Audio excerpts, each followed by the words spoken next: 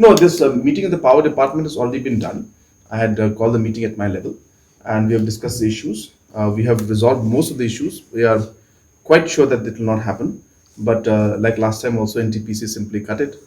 So we will wait and see.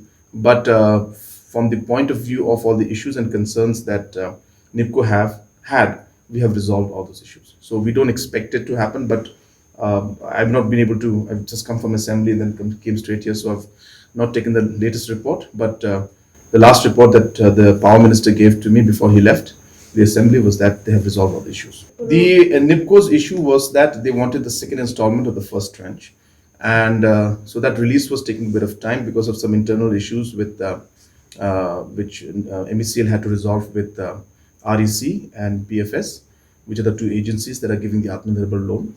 So those issues have been resolved, and the second installment of the first tranche will be released to NIPCO, or may have already been released while we speak. So I don't have those details right now with me, but that was the issue. So those have been resolved.